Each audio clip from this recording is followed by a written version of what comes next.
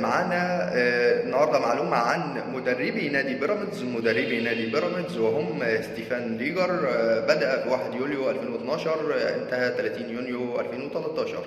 وخالد عيد بدأ في 19 أغسطس 2021 و2014 وانتهى في 13 أكتوبر 2014. وخالد جلال في 20 ديسمبر 2014 وانتهى في 15 أبريل 2015. وستيفان ليجر في 1 يونيو 2015 وانتهى أيضا في 30 يونيو 2015. وأيضا مؤمن سليمان وفي 9 ديسمبر 2015 وانتهى في 28 يوليو 2016.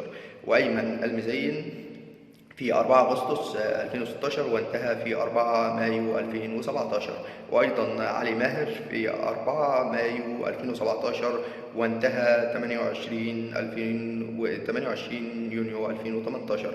وأيضا درب النادي وأيضا من مدربين النادي حسام حسن، بدأ في 29 أكتوبر 2018 وانتهى في 25 يناير 2019. وأيضا ألبرتو بدأ في 1 يوليو 2018 وانتهى في 16 أغسطس 2018.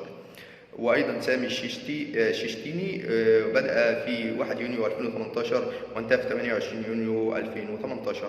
وأيضا إيهاب جلال بدأ في 11 سبتمبر 2021 وانتهى في 25 إبريل 2022. أعزائي المشاهدين، بشكركم على مشاهدتكم لينا، وأتمنى دايما إن انتوا تتابعونا باستمرار وتشتركوا في قناتكم المفضلة كورة لوكر عشان يوصلكم منا كل جديد وحصري عن أخبار النوادي المصرية وأخبار الكرة العالمية والمحلية. وشكرا لكم.